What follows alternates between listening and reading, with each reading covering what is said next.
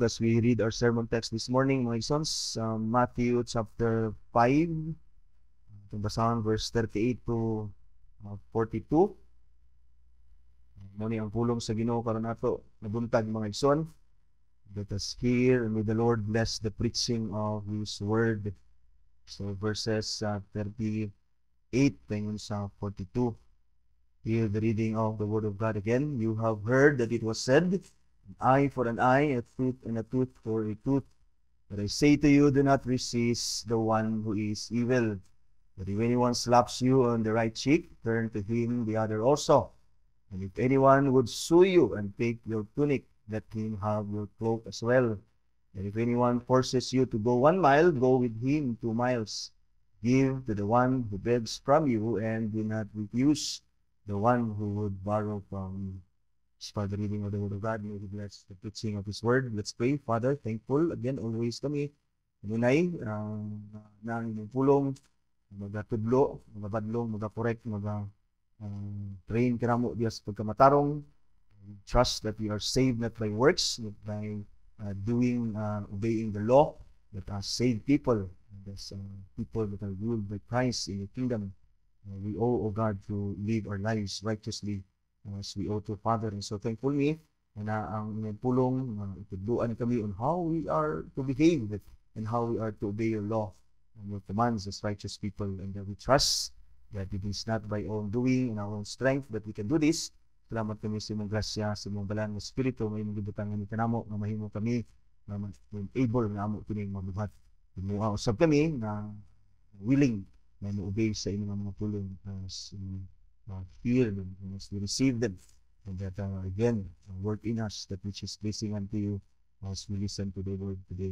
For thy glory and for our own good, we pray in the name of our Lord Jesus Christ. Amen. Ngayon ka mga igsoon, ito sa pagminaw sa pagwali sa pulong sa Ginoo.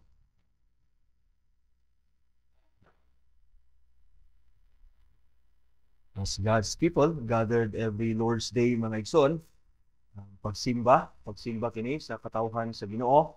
Again, although evangelistic usahay ang atong pulong, ang atong pagwali, but ang main goal gyud sa atong pagtigo mga igsoon is aron sa pagsimba sa Ginoo, ug pagpaminaw sa instruction sa Ginoo, mga igsoon as iyaha nga mga katawhan. So ako mo gyangyo nga ang atong una-una atong itapion, atong hinaa ang temptation na ang, di ba, atong una-una usahay dili masentro.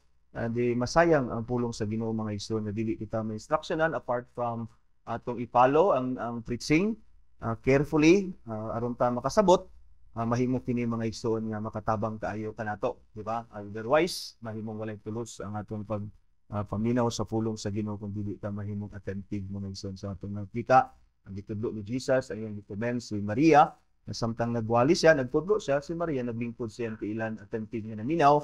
Although si Marta tuwas kusina mga igsoon, di ba? Although wala man tas kusina, pero na ay magita usahay matintal kita nga maminaw sa pulong sa Ginoo nga muratag na as kusina ra nga wala tay gakakuha mga igsoon. So I hope na dili na magtabo sa tuwa. So I hope na mahimong beneficial sa ato ang pagpaminaw sa pulong sa Ginoo. Because I trust that as the word of God is preached sa tuwa, God is working in us that which is pleasing unto Him mga igsoon. Is actually conforming us, renewing our minds and transforming our lives mga igsoon. So I trust and I hope that the Lord would give us the strength to listen to His word.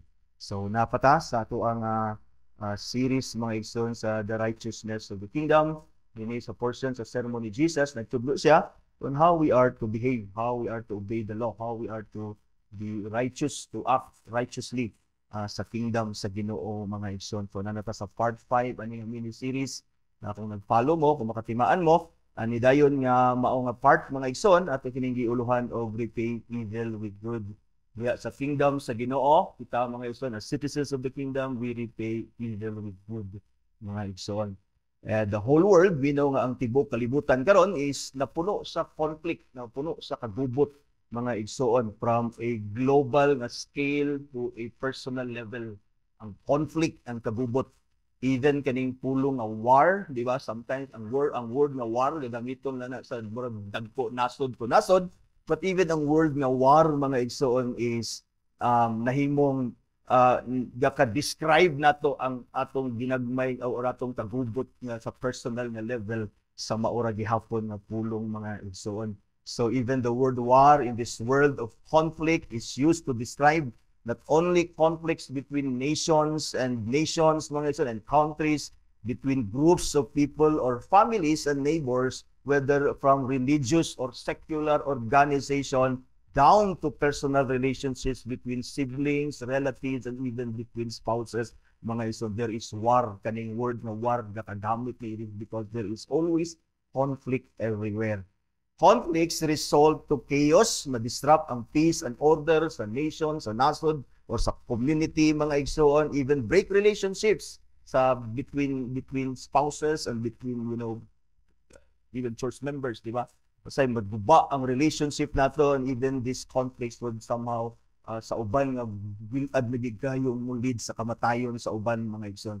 Now we know that pride, envy, or the need to preserve one's integrity and honor, o kani atong insistence nga sakto ta, o sa atong insistence sa atong rights o being right are the root causes of all conflicts. Kani atong garbo, kani ato ang gitawag nga envy, o kani atong gitawag mga igsoon nga we are to preserve our integrity, our honor, kinahanglan nato nang i-preserve, di ba? Usahay necessary na siya, mga igsoon, but sometimes, di ba, even si Jesus wala niya baliwala ra niya yung integrity. What we did, mga igsoon, is para nga ma-preserve ang peace, di ba, ang love, mapadayag ngadtos mga tao, mga igsoon. Sometimes mupursigi kita, mo insist kita sa atong katungod, kay ato nang katungod, di ba, ang nasa ta sa sakto, makig-away kita, di ba, ang atong ipaglaban gid nato ang atong katungod, to the point, mga igsoon, nga magkaroon na of conflict, di ba, relationships ma-destroy na.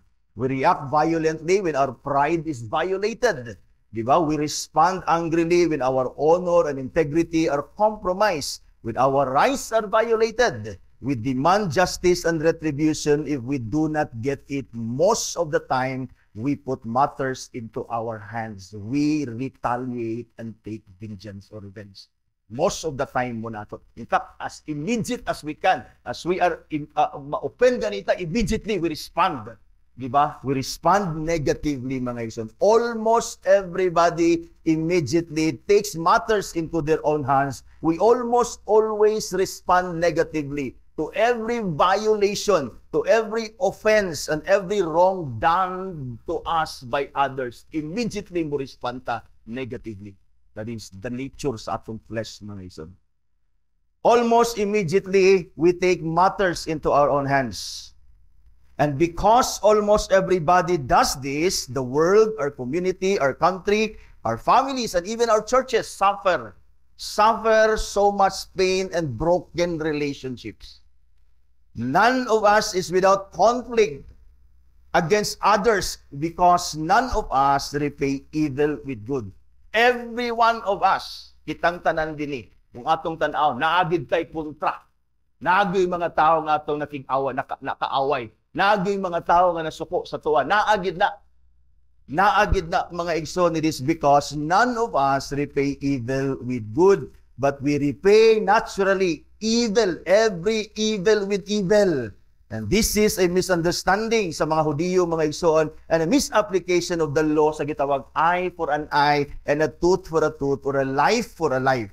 We insist on taking revenge. We immediately retaliate instead of grabbing the opportunity to do good in response to the evil done against us. We take vengeance instead of showing mercy, patience, and releasing forgiveness, just as the Lord Jesus Christ has forgiven us of all our evil done against Him.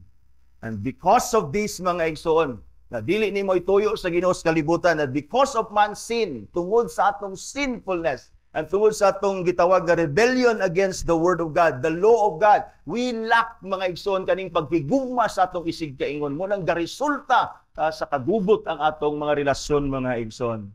Man in sin has turned God's world of paradise into a war zone, a place, mga igsoon, where peace and quiet, love and unity are almost alien to this world created by the God of love and righteousness.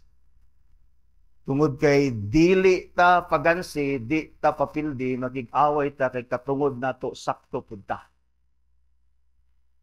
Ngunang para sa ato, eye for an eye, tooth for a tooth. Mo na imong gusto, mo man na imong ipangayo, mo na akong ihatag sa imo. This is not so, mga igsuon sa mga citizens sa kingdom sa Ginoo.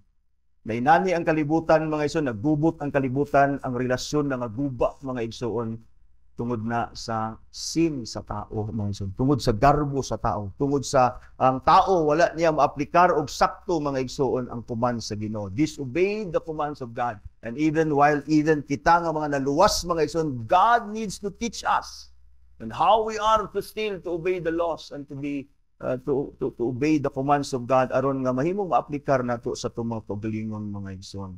At tungod niini nga kagubot ug tungod niini sa sala, mga igsoon, nga nahimo na ning kalibutan nga nakurap ug maayo tungod sa sala sa tao, mga igsoon, God sent His Son Jesus Christ, the Lord and our King, mga igsoon, to establish His kingdom, His rule dinhi sa kalibutan, mga igsoon.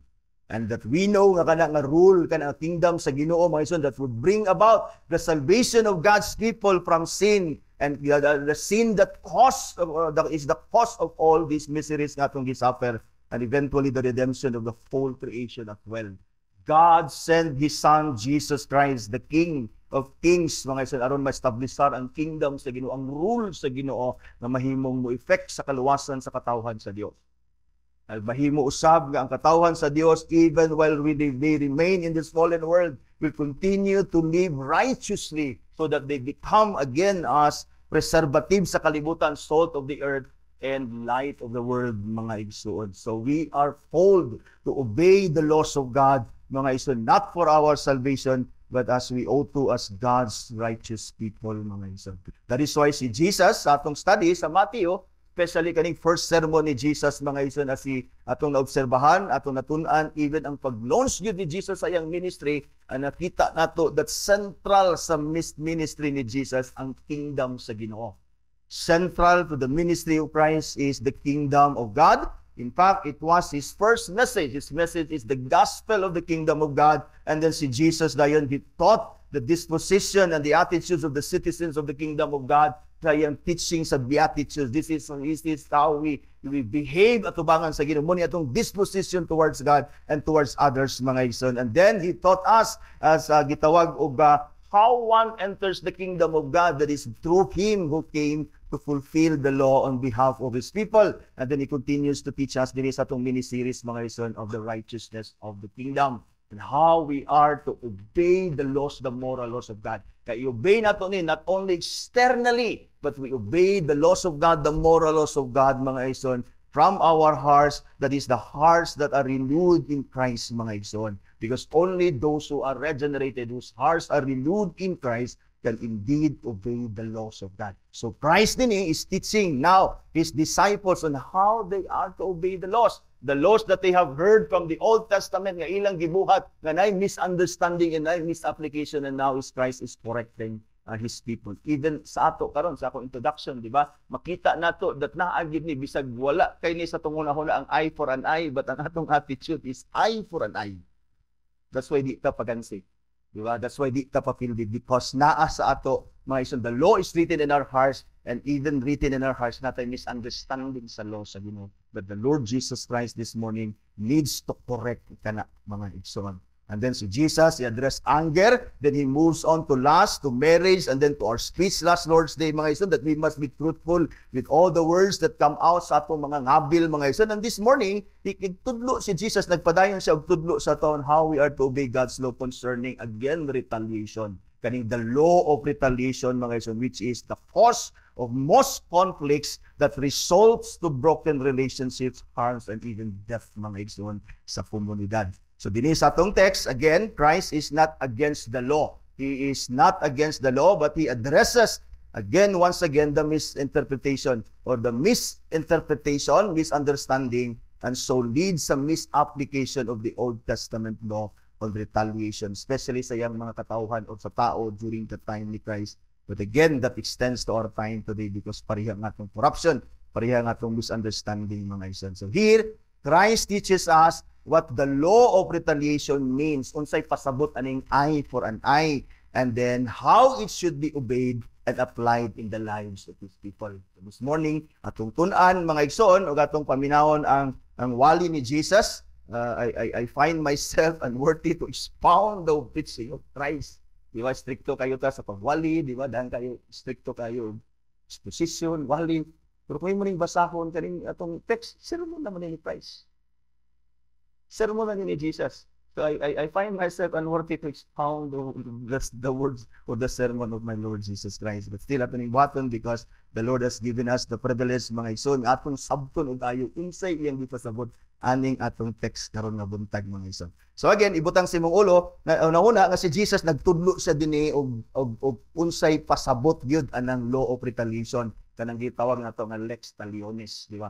Eye for an eye. And how it should be obeyed and how it should be applied sa lives sa katawhan sa Ginoo. Therefore, duha ra tong points karon nga buntag. First, let us notice what the law, what the Old Testament law says and means. Akong tanawon, si Jesus, you have heard that it was said, an eye for an eye and a tooth for a tooth. Now, this law is found in three different places sa Old Testament. Puros na sa writing ni Moses, mga ison. One is Exodus, na Leviticus, and Deuteronomy. So, kung basahon, mga ison, ang nakasulat sa Exodus chapter 21, verse 24 is mauni. Eye for an eye, tooth for a tooth, hand for a hand, foot for a foot. You see? And then sa Leviticus chapter 24 and 20, na yung din fracture for fracture, eye for an eye, tooth for a tooth. Whatever injury he has given, a person shall be given to him. And then sa Deuteronomy chapter 19, verse 21, muning pagsulti dito, your eye shall not pity. It shall be life for life, eye for eye, tooth for tooth, hand for hand, foot for foot. So makita nimo nga 3 times ni sa Old Testament gisulti ni nga balaod, mga ganyan. In all these places, mga ison, kung imo ning tan-awon ang context dito kung asa ni gihatag, mga ison, makita nimo that the law is appointed to be done by rulers.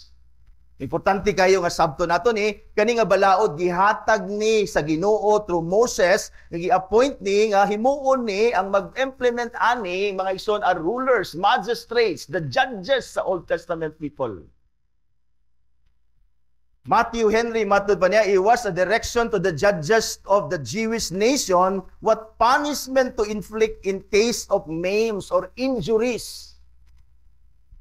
For terror, ang purpose ani is for terror to such as would to do mischief on the one hand. Katong maghimo og kanang dautan sa usa ka tawo, mahimo ni nga ma-restrain siya ani. Nga dili niya buhaton kay kung sa iyang buhaton naay hustisya ana nga ibalik pud sa iya. And then matud pa ni Henry, and the second, and for a restraint to such as have mischief done unto them. On the other hand, usap pud ni ang purpose pud ani nga balaod katupong ikaw nga nasalan, ikaw nga na-offend, ma-restrain pud ka sa pagbalos. Ma-restrain ka sa pagbalos that they may not insist on a greater punishment than is proper. It is not, matod pa ni Matthew Henry, it is not life for an eye, it is not limb for a tooth, but maobserbahan na to ang proportion. Eye for an eye, tooth for a tooth. Na ay proportion. Ang purpose sa law is actually to serve justice. And at second, mga igsoon, ang purpose sa law is ma-refrain ang vengeance, because ang vengeance, mga igsoon, is mahimugin ng labaw kayo sa sala nga gibuhat. This is the purpose of the law. This is what the law means in the Old Testament, mga igsoon. In other words, the law was not directed to individuals or private person. Wala ni gihatag sa ato individually. But to rulers and judges, in other words, we must not put matters into our hands. And second, the purpose of the law is justice and not revenge.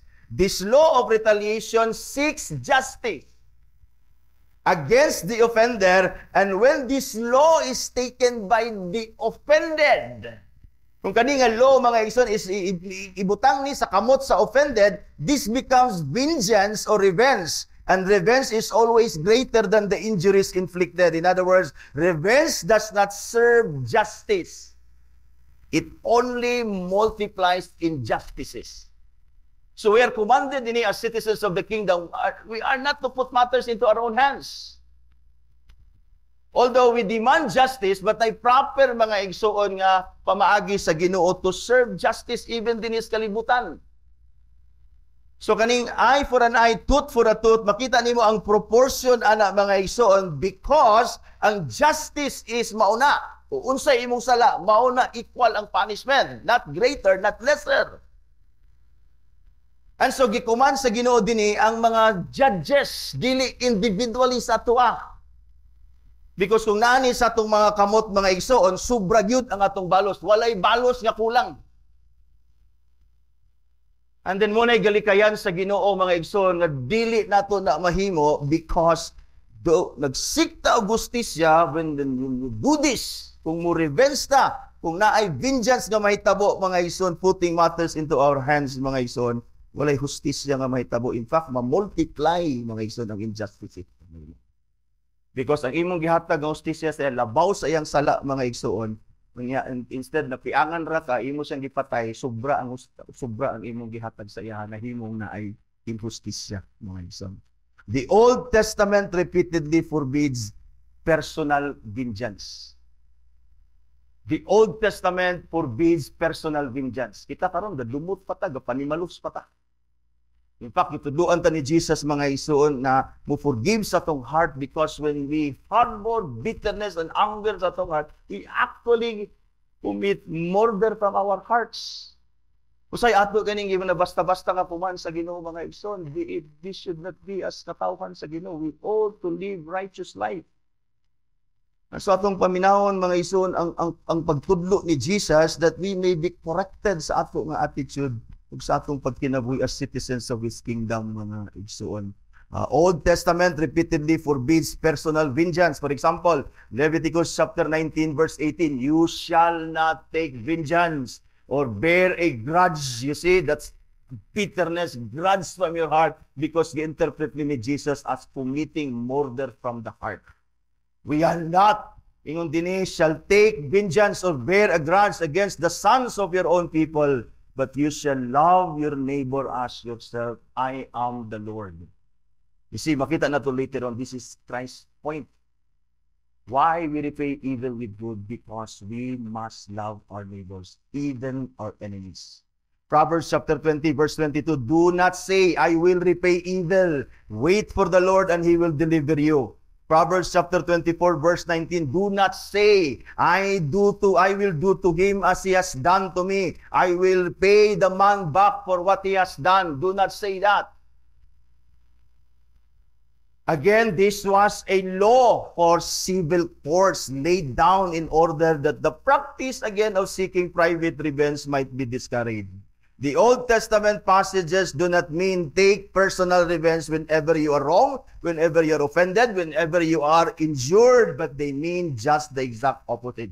Do not avenge yourself, but let justice be administered publicly according sa institute sa Ginoo nga justice sa kalibutan. We must not take matters into our hands, brothers and sisters. We must not avenge ourselves or retaliate, mga ison, or take revenge, but leave it to God and put sa instruments sa Ginoo to serve justice. Romans chapter 12, verse 19, Beloved, never avenge yourselves, but leave it to the wrath of God, for it is written, Vengeance is mine, I will repay, says the Lord. Romans chapter 13, verse 3 and 4, naingon si Paul dinhi, for rulers are not a terror to good conduct, but to bad. Insa dinhi, but would you have no fear of the one who is in authority? Then do what is good, and you will receive His approval. For He is God's servant or ministers for your good. But if you do wrong, be afraid, for He does not bear the sword in vain. For He is the servant of God, an avenger who carries out God's wrath on the wrongdoer. We are not to take matters sa atong hands, mga son. We are to leave room for God's wrath. And then magsaligta o mag-agad ta sa hustisya ug sa gobyerno maghatag sa Ginoo sa ato. Dili na ibutang nato sa atong kamot ang pagbalos, mga son. Trabaho na sa Ginoo. Ug sa rulers, ug sa judges, ug sa government igihatag sa Ginoo sa ato. But ang Pharisees sa time ni Jesus, that's why i-addressan ni Christ mga ison. Tungod kay ang Pharisees sa time ni Jesus, the scribes, the teachers of the law in Christ, they insisted mga ison upon this law as necessary that such revenge should be taken even by private individuals themselves. Dini sila nasayop mga ison. And because of this, there was no room left for remission or acceptance or satisfaction or proper punishment. In other words, justice was never served sa ilang time. Because even the Pharisees, mga ison, nagtudlo ani, nag-allow ani, nag-encourage ani, mga ison, that it is okay for citizens, individual citizens, or Jewish person to take matters into his hand because nalagi ko man, eye for an eye, tooth for a tooth. And so Jesus here again is correcting their misunderstanding and application of the law. And he is also correcting us this morning of this misunderstanding, mga ison, and misapplication of the same law, mga ison. In fact, more injustices, as I have said, done not only to the offender, but to the offended as well. So, karon mga ison, nahimo nga nag-create na hinuon og conflict and more injuries when we respond or take matters into our hands. Matod pa ni Matthew Henry, ningon siya, it is the second blow. In other words, it is the retaliation. It is kanang atong pagbalos. It is when we put matters into our hands, matod pa niya. It is the second blow, matod pa niya, that makes the quarrel. In other words, when we are offended, if we don't respond, we don't take matters into our hands, if we just forgive, if we just be patient and merciful to them and leave it to God, walay trouble may tabo. But because we tapapindig, and because we don't love our neighbors, we hate them. And we justify our actions because mo na iyang gibuhat, mo pud iyang gipili, mo na iyang gusto. So ako rang gihatag ang iyang gusto. That is wrong. That is wrong as citizens of the kingdom of God. Instead, matod pa ni Matthew Henry, we must grab the opportunity not to justify our enduring, not to justify atong pagbalos, kay we justify atong pagbalos. We don't feel guilt kung mobalos na, kay galagi, balos ra ng ato. Ningon si Matthew Henry, dili dapat inana. But we must show ourselves as true disciples of Christ when we are offended. We are to forgive and to love, even our enemies. So I hope madunggan nimo ang tingog ni Christ that is teaching us on how we are to apply properly God's law. And this leads us to our second point, kay duha ratong point mga isan. How Christ wants us to apply the law of retaliation. Ningon din siya, you have heard that it was said, an eye for an eye and a tooth for a tooth. But verse 39, ningon si Jesus, but I say to you, do not resist the one who is evil. In other words, he's saying, do not put matters into your hands, your own hands. Because wala justice nga maserve diya sa imong kamot. Of course, this does not mean that we let evil people do what they want to us and our families, mga ison. Di na pasabot nga pasagdan atong evil ng mga tao nga muhimo sa ilang gusto sa tuwa. We have the duty, of course, to preserve our lives. We have the duty, of course, to protect ourselves, mga ison, and even our families. What Jesus is condemning here is actually the spirit of lovelessness. He's condemning the spirit of lovelessness. He's condemning the spirit of hatred, yearning for the kaning gitawag na vengeance mo ning gina-condemn ni Christ din. He is saying, do not resist one who is evil with measures that arise from an unloving, unforgiving, vindictive disposition. That is the disposition of the flesh. Christ is saying, you're no longer in your flesh. And so, dumabati kaya po nato that's why niingon ko sa introduction, we immediately respond negatively. Sa traffic pa lang daan, malupigan ka, diretso ka, mabalos. Nature na to na. But Christ is saying to us, this should not be so. You're no longer in your flesh. I know kaninga message ni Christ na to is practical sa to, ingo, tatanan ani.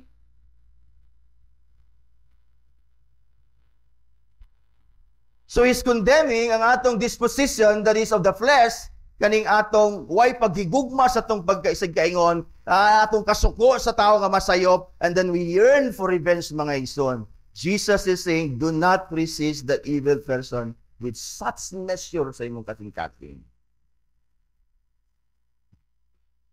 He is teaching us here that as citizens of the kingdom of God, living in this fallen world full of complex and broken relationships, because of lack of love sa neighbors, even kita, guilty ta, we lack love of our neighbors. So Christ is teaching us kaning kalibutan, what would you expect aning fallen world? The people are not loving and obeying the laws of God. So nani nga conflict. But dili ni dapat sa ato as citizens of the kingdom, we are to be merciful, we are to be forgiving, and seeking forgiveness. We are to be for peace and reconciliations as peacemakers. Wala gitubo ni Jesus na disposition nato towards others sa iyang beatitude. In short, we are to love our neighbors, even our enemies. That's why further aning wali ni Jesus, makita nimo na yun siya, love your enemies. In other words, the reason why we respond negatively, the reason why we hold grudges, the reason why we don't forgive, the reason why we take revenge is simply because we don't love as we ought to. Even loving our enemies. Then here si Jesus, iyan ang gisulti, he said, do not resist the one who is evil. And then naghatag siya 4 scenarios to illustrate and explain and how we have to apply later on kani iyang pasabot. Do not resist one who is evil. Naghatag siya illustration. First, naghatag siya mga iso, nasa verse 39b, na ingon si Jesus, but if anyone slaps you on the other cheek, turn to him the other also. Well, this could be literal. Pwede ni literal nga naparuhon ka. Because si Jesus literally gisagpa siya. In other commentaries, mga iso, and even interpreters, nag-interpret ani, it could mean insult or an affront sa imong honor or dignity. In other words, kani nga sagpa, pulong, mga insulto nga imong madawat. Bali mga tao din nga hawa, nasulat sa akong daghan kay letter, grabe nga insult, grabe nga saway, grabe dilaparo-laparo ko left and right. Kasi na mga tao nga musulti sa atong di maayo, mura ta gisagpa. Usay mo may paisagpaon ta. Kaya inigsagpa na to nga literal, inigsagpa nga physical, mawala rang sakit. But ang pulo nga insulto nga nasulti, nasa sulod na mawala. Madumduman, bisag wa na sakit. Ang sakit sa sulti. Sa atong dignidad, sa atong honor, mga insulted, mocked mga insulted. So many interpret na kaning slap sa imong face could be literal. Pwede ni literal. When there are physical injuries nga buhaton sa imo ha, di ka dapat mabalos. Christ is teaching us. Kaning nabutang. Even insults, because both were experienced by the Lord Jesus Christ and trial. If you notice, na-experience ni Jesus and trial. And so this must be the intention of Jesus Christ. O yung gipasabot aning iyahang gitawag nga senaryo nga gihatag, if anyone slaps you on the right cheek, turn to him the other also, because na-experience ni Jesus sa iyang trial. For example, Matthew 26 verse 67, gingnan ta ni Matthew, then they spit in his face and struck him. Some slapped him. Kato pa, dili lang sa kausag isagpa, some. Ubay-ubay ang nilaparo ang Ginoong Jesucristo, literally and physically. Yet Peter tells us, dili lang laparo nga physical, he was mocked. He was insulted to his face. And yet si Peter nag-ingon sa toa, 1 Peter mga ison chapter 2 verse 23 mo ni Peter, when they hurled insults at him, Christ, he did not retaliate. When he suffered, he made no threats. Instead, he entrusted himself with him who judges justly. This must be Christ's point sa iyang senaryo magyatag sa ito. This must be what he means, mga igsoon, when he says, mga sa atong text, turn to him the other also. Mao ni ang pasabot ni Jesus. It means when you are attacked physically, even physically, mga igsoon, or insulted, mga igsoon, or mocked, mga igsoon, even mocked sa imong faith ni Christ, Christ is teaching us, turn to him the other also. He's saying, mga igsoon, do not retaliate, do not make threats, do not respond negatively, mga igsoon, but entrust yourself to God, who judges rightly and justly. Wala ni balo si Jesus, hindi kabalo siya, inside tinuod na judge. In other words, when you are insulted, di ba? Insulting mga dili, maayo sa imo, kabalo makag tinuod nagdili. God knows tinuod nagdili. Man atong gisulti dinhi, di ba? Kung makatungog tag mga dili may nga storya, dauton ta nila kung dili tinuod nganong masuko man ta. Di man tinuod. On the other hand, pag tinuod, nganong masuko mo ka, tinuod mo pod. Kasi Jesus lang dili tinuod gani itong mocking insult nga nadawat sagpa dili to angay. Ang yat ang Bible naging wa siya mubalos, wa siya nag-make threats. Yet he entrusted, but he entrusted himself unto his God, his Father, who judges rightly and justly. Even on the cross, before Jesus breathed his last breath, Christ cried out to the Father, forgive them, for they do not know what they do. Christ prayed to the Father to forgive those who insulted him, to forgive those who mocked him, to forgive those who slapped him, who hit him, those who crucified him. We know that Christ's disciples then and now have suffered insults, mockery sa atong faith, even physical persecution. Do magpasalamat ta sa Ginoo sa atong dapit, wala di kini gakahitabo sa atong physical nga mga pagpangdapat sa atong pagpangalagad sa Ginoo, but gakahitabo ni sa lain nga mga nasud mga igsoon. And this even were suffered by the early Christians mga igsoon. They were physically persecuted for the faith in the Lord Jesus Christ, but the Lord does not want us to fight back, but to forgive and to love. This is how we must obey this law, the law of retaliation. This is how He wants us to respond to injuries and insult.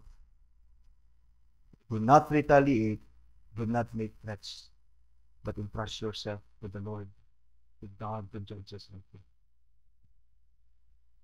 And then second, si Jesus naghatag sa ikaduha nga scenario, verse 14 na yun sa, if anyone would sue you, you see, first, slap, and then sue you, and take your tunic, ingon siya, let him have your cloak as well. Now, we need to understand the culture ni Jesus sa iyang time, mga ison, in order to follow Him and to understand unsay pasabot niya ani. Here, the scenario, mga ison, is if you are rightly or wrongly sued or accused, ang context nila is for a debt. Utang. Gamit ng Jesus ng illustration. Here, ang adversary is seeking compensation by taking the disciples' clothing. Clothing is valuable, expensive na sa ilang time. Most of them is dili pareha sa atong sinina nga daghan kayo di na maigos aparador. Sa ilang gagmay tagduha ra kuno tagtulor na ilang sanina nila. Expensive sa ilang time, importante kayo na sa ilang mga business sa ilang panahon, mga igsoon. There are times that ang lender would take the borrower's cloth if he cannot pay his debt. Mao na ang ilang senaryo, mga ison. Sometimes, ang mga tao, kung mangutang sila, ang kanang ilang cloak, kanang ilang mga bisti, imuo nila na nga collateral or pledge sa ilang utang. And so, dini, ang tunic, kanang tunic, mga ison, is mo na siya ang gitawag nga inner garment nila. The outer garment mo ng cloak o ilang robe. God allowed, sa Old Testament, mga ison, God allowed the tunic to be taken, but the cloak not. God forbid that ang cloak wao na.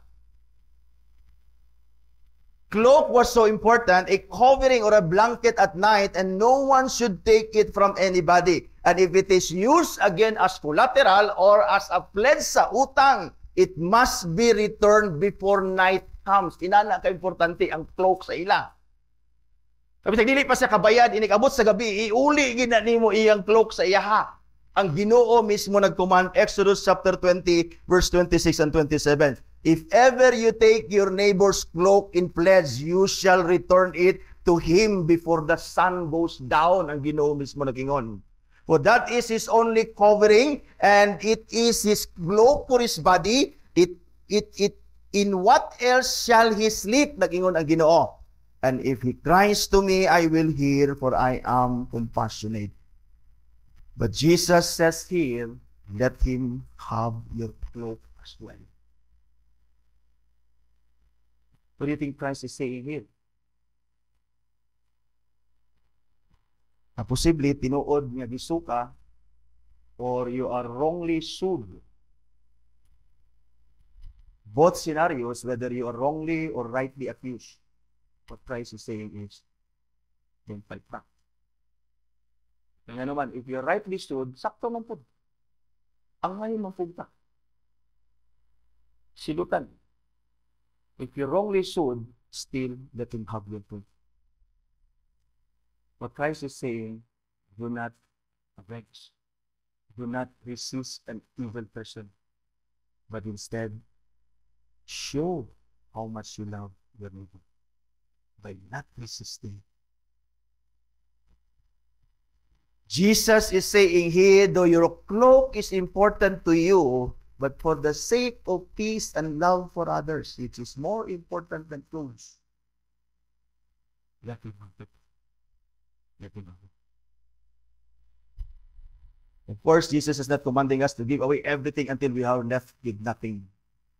But He's commanding us to value peace, to value relationship, and to value love for others over earthly goods.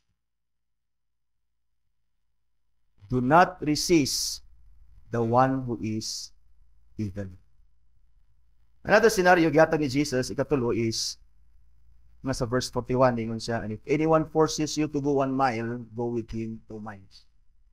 And ang word niya, nga forces, that is a Greek, means compel someone, force someone to render any kind of service. It is common sa time ni Jesus under the Roman Empire. Nakita nato ning example, mga igsoon, when the Roman soldiers compelled or forced Simon the Cyrene to carry the cross of Christ. Sa Matthew chapter 27, verse 32.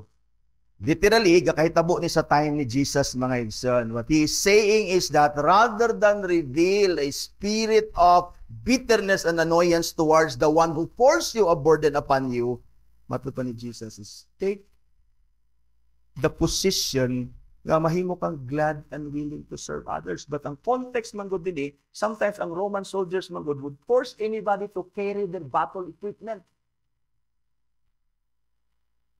Usahay mo resist, pwede silang mo resist man gud nga wow, napoy right nga mo deny. O dili ko nimo pwede inanaon. Until nga magkagubot na gid hinuon, mga igsoon, but si Jesus dinhi, sometimes mga igsoon ay mga tao because they have na sila atraso sa Roman government, mga igsoon, they would force to serve. Again, the accusation and kaning ilang serbisyo is angay because they have offended, they have done wrong against the Roman government. But sometimes wala. They were just simply forced to serve. Forced to carry kanang gitawag nga mga letters to other places, mapugos sila. Gapugson sila ana, and so Jesus is commanding them not to resist the one who is evil. They would want you to serve and walk with them and go with them 1 mile. Go 2 miles. Be willing to serve. Rather than to resist. Because while you are willing to serve, you're actually showing how you love your neighbors, how you want to serve them. Although you can insist, mga igsoon, nga dili pwede kay wa kay sala, although you can insist nga sobra na pod ang punishment. But again, Christ is saying dinhi, do not resist the evil person. And lastly, and finally, manotice nato sa verse 42, mga igsoon, naghatag si Jesus ang last na scenario niya. Give to the one who begs from you. Do not refuse the one who would borrow from you. Now, what has this got to do with the law of retaliation? Tanaw ni mo muna yung naglahi na senaryo, gihatag ni Jesus. If anyone slaps you, if anyone sues you, if anyone wants you to go 1 mile, so and so. But dininingon siya, give to the one who begs from you, and do not refuse the one who would borrow from you. Na, asa may relasyon ani sa law of retaliation? Does the one begging here done something wrong against the person whom he begs or borrows from? Pwede po. Posible. Posible nga kaning nangulos, posible kaning nagbaro, is nakasala ni sa iya. Kumbaga, posible ni nga nangutang awa ni bayad. Na kung mangutang utro sa tuwa, di na gid nato pa utangon utro. Kaya wa man ibayad in the first place. Mo-refuse ta. Possibly that's Christ's point. Possible that is Christ's point, mga igsoon, in context sa atong sa text natin dibasa.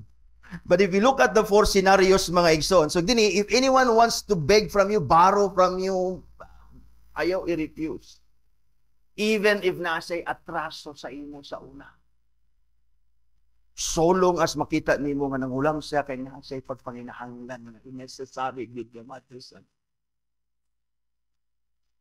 But kung tanaw nimo ang four scenarios, mga igsoon, nag-illustrate ni Jesus ang command not to resist the one who is evil as a proper application sa law of retaliation sa eye for an eye. Here, kung atong tanaw ning upat, we can learn two lessons here. We can learn, mga igsoon, two principles or application na gusto ni Jesus ato. Now, itanaw na to ang first two scenarios, kanang duha ka scenario primero. If anyone slaps you on the other cheek, turn to him the other also. If anyone would sue you and take your tunic, let him have your cloak as well. Here in these two scenarios, as an application sa do not resist an evil person, Christ is teaching us not to retaliate and not to take revenge. Simple. Not to retaliate and not to take revenge when someone does us evil or offends us or wrongs us or insults us or violates even our rights. Christ is saying sa tuwa, do not resist, meaning do not revenge. Do not retaliate. Ayaw balos sumala siyang gibuhat sa imo. He wants us, as those who are in Him, united to Him, to walk as He did. Christ wants us to imitate Him. Sa ako nagkasulti, He was insulted, He was mocked, He was even slapped in the face. And yet He did not retaliate or make threats, but entrusted Himself to God. This is what Christ is teaching us today. This is how the Lord wants us to respond when we are wrong.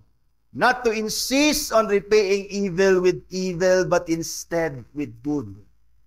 It leads us to the second lesson and application that Christ wants us to learn. Now, the second principle and application the Lord is teaching us here is seen sa last two nga scenarios. Notice, ang last two scenarios are similar, but different from the first two.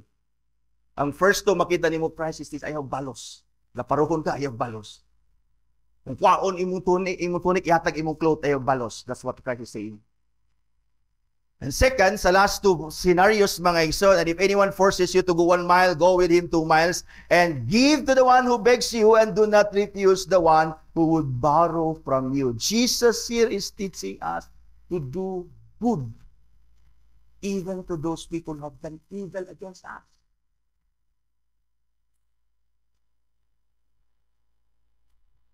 If they demand us to serve, we serve willingly.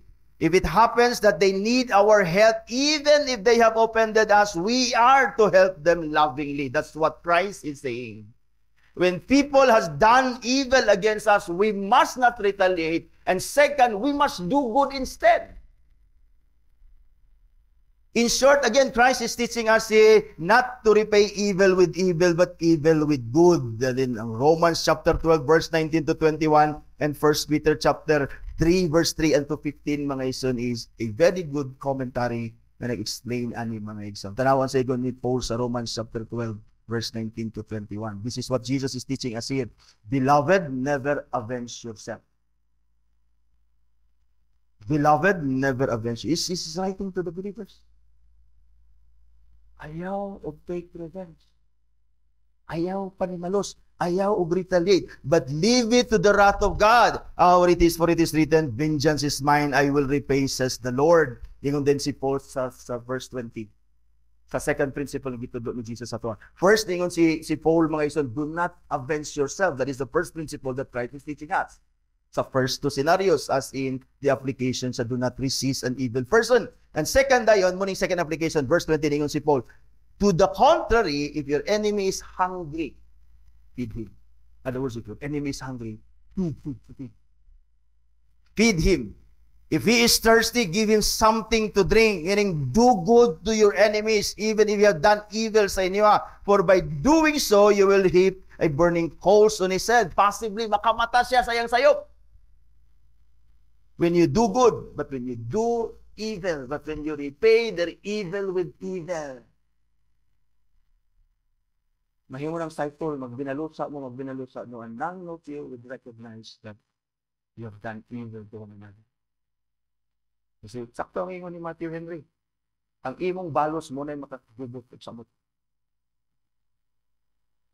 ang imong retaliation because sakto ka. Ako mo iyang giunhan. Balos na rin ako. In fact, mo na'y nakabubot.